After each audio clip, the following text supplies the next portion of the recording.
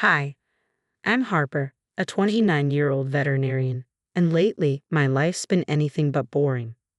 Growing up in a modest home, my parents, John and Sandra, were my biggest supporters. No matter what, they always had my back, even when things were tough. Harper, honey, how was work today? Mom called as I walked through the door, exhausted from another busy day at the animal hospital. It was good, Mom. Busy as always, but I love it, I replied, collapsing onto our well-worn couch. Dad emerged from the garage, wiping his hands on an old rag. That's my girl, always working hard, he said with pride. My dad, John, is a mechanic, a great one too. For as long as I can remember, he's dreamed of opening his own auto repair shop. How's the saving going, Dad? I asked, knowing he'd been putting away every extra penny for his dream. Slow and steady, kiddo. We'll get there, he winked. John, don't forget to tell Harper about your idea, Mom reminded him. Oh right, Dad's eyes lit up. I've been thinking, once we save enough, we could buy a used luxury car to use as a courtesy car for clients. Fancy, huh? I couldn't help but laugh. Dad, that's brilliant. Your clients would love it. As we sat down for dinner, I felt grateful. Sure, we've had our share of struggles, but we've always stuck together. The next day at work, I was examining a golden retriever named Buddy when my coworker Michael popped his head in. Hey, Harper, how's it going? He asked with a grin. Pretty good, just finishing up with Buddy here, I replied, scratching the dog behind his ears. Listen, I was wondering if you'd like to grab coffee later. I'd love to pick your brain about that new treatment plan you developed. Sure, sounds great, I said, unaware that Michael's friendliness wasn't entirely genuine. Later that evening, as I was going through some bills, Dad called from the living room. Harper, come here. You've got to see this. I rushed in to find him grinning at his laptop. What is it? I think I found it. The perfect car for the shop. Look at this beauty. He turned the screen towards me, showing a sleek used luxury sedan. Wow, Dad, that's impressive, but can we afford it? With the money I've saved and a little help from you and Mom, I think we can make it happen. What do you say we check it out this weekend? Absolutely, Dad. Let's do it. On the weekend, Dad and I went to the dealership. The place was all shiny chrome and polished floors, making me feel a little out of place in my jeans and sneakers. There it is. Dad's eyes lit up as he spotted the car. As we approached, a salesman appeared. Before Dad could answer, an obnoxious voice cut in. Ha! Don't waste your time, Brad. These people are just window shopping, sneered a man in an expensive suit, glancing dismissively at us. Excuse me, I said, my blood beginning to boil. Oh, come on, sweetheart, he smirked. A beat-up pickup in the lot and bargain bin close. You're not fooling anyone. Dad's face fell, and that's when I lost it. Listen here, you arrogant jerk. This is my father, and he's here to buy a car. Who do you think you are? Ryan Blackwell, CEO of Pharmatech. He puffed up, and I know a time waster when I see one. Before I could respond, the dealership owner hurried over. Mr. Blackwell, I must ask you to leave. We don't tolerate this behavior here. Ryan's face turned red. Do you know who I am? Yes, and I don't care. Please leave.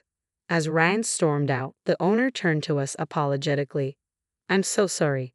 Let me offer you a special deal on this car to make up for it. Dad's eyes widened. Really? That's very kind of you. As we finalized the deal, I felt a surge of satisfaction. Take that, Ryan Blackwell. But my triumph was short-lived. The next week at work, I overheard Michael talking to our boss. Yeah, that new treatment plan for diabetic cats. That was my idea. I froze. That was my plan. I confronted him later. Michael, why are you taking credit for my work? He just shrugged. Come on, Harper. We're a team. Does it really matter who came up with it? From then on, it was like working in a minefield. My files would go missing, appointments would get mixed up, and every time, Michael would be there to save the day. Then, to top it off, I decided to surprise my boyfriend, Tom, with lunch one day.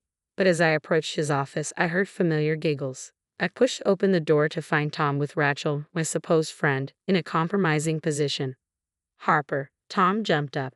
It's not what it looks like. Rachel looked ashamed. Harper, I'm so sorry.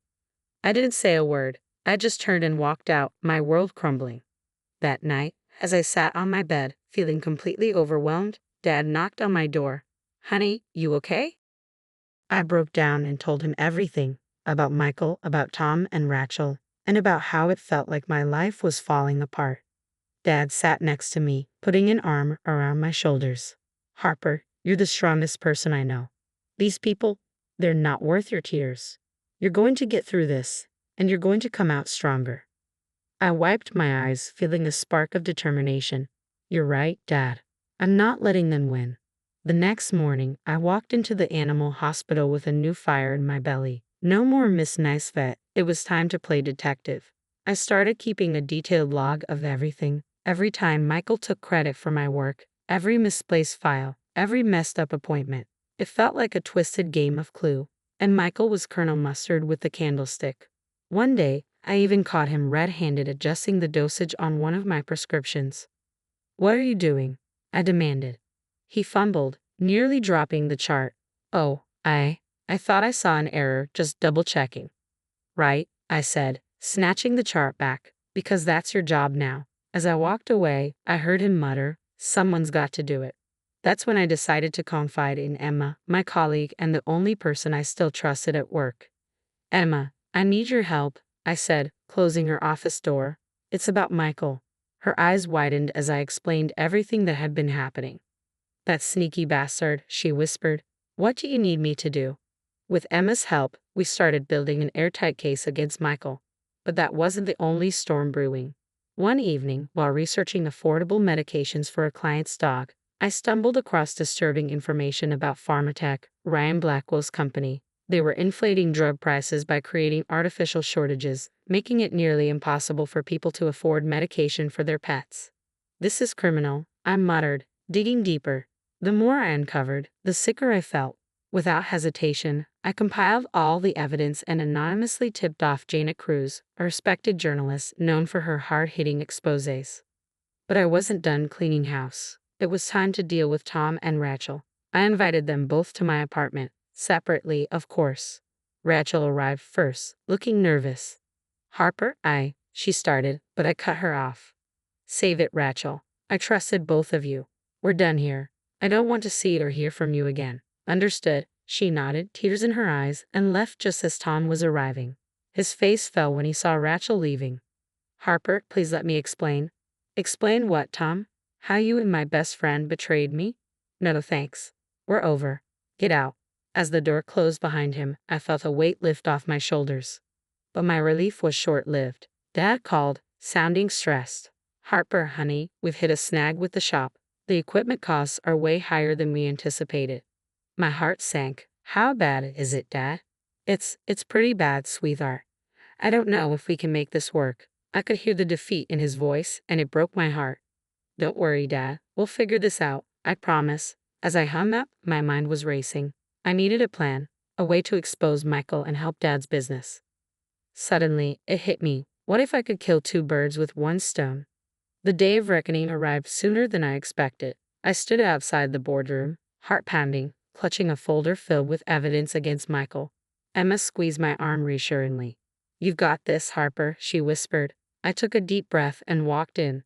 The board members looked up expectantly. Dr. Chen, you requested this meeting.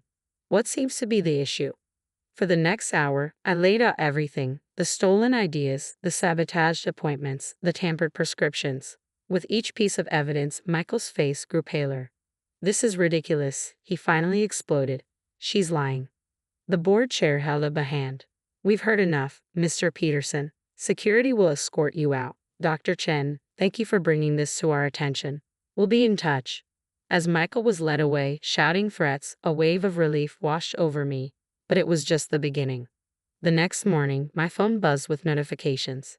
Janet Cruz's expose on Pharmatech had dropped, and it was nuclear. Ryan Blackwell's face was plastered across every news channel, his company's stock in freefall. Pharmatech CEO Ryan Blackwell faces multiple lawsuits amid price-gouging scandal, one headline blared. I couldn't help but smile, remembering his smug face at the dealership. Karma's a beast, Ryan. But the hits kept coming. I got a text from a mutual friend. OMG, did you hear about Tom and Rachel? She confessed everything to everyone. Tom's a pariah at work now. I almost felt bad. Almost. Amid all this chaos, I got a call from the hospital. Dr. Chen, the board would like to see you. My stomach dropped. Had I gone too far? But when I arrived, I was met with smiles. Dr. Chen, in light of recent events, we'd like to offer you the position of head veterinarian. Your innovative treatments and dedication to patient care are exactly what this hospital needs. I was speechless. Thank you. I won't let you down. As I left the office, still in shock, I bumped into Emma. Well? She asked nervously. I grinned. Looks like you're looking at the new head vet. Her squeal of excitement echoed through the hallway as she hugged me.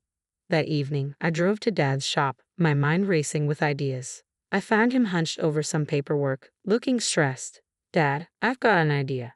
Over the next few hours, we hashed out a plan. With my new position and connections, we secured a small business loan. I helped him develop a scheduling system to streamline operations, focusing on luxury car maintenance. Harper, this is amazing, Dad said, his eyes misty. I don't know how to thank you. I hugged him tight. You never gave up on your dream, Dad. I wasn't about to let you give up now. The weeks flew by. Dad's shop took off, becoming the go-to place for high-end car maintenance, and the animal hospital thrived under my leadership. Our patient care reached new heights. One evening, as I left the hospital, I paused to reflect. A year ago, I was struggling, surrounded by people who wanted to see me fail. Now I was head veterinarian, my dad's business was booming, and I had true friends like Emma by my side. I realized then that by staying true to myself, by fighting back against the toxicity, I'd achieved more than I ever thought possible. And those who tried to bring me down, they were the ones who fell. Life isn't always fair, but sometimes, just sometimes, the good guys win. And let me tell you, it feels pretty damn sweet when they do. So, what would you have done in Harper's shoes when she discovered Michael stealing her ideas and sabotaging her work? Would you have gathered evidence quietly like she did, or confronted him immediately? Is there a point where being patient becomes being a doormat? Share your thoughts in the comments below.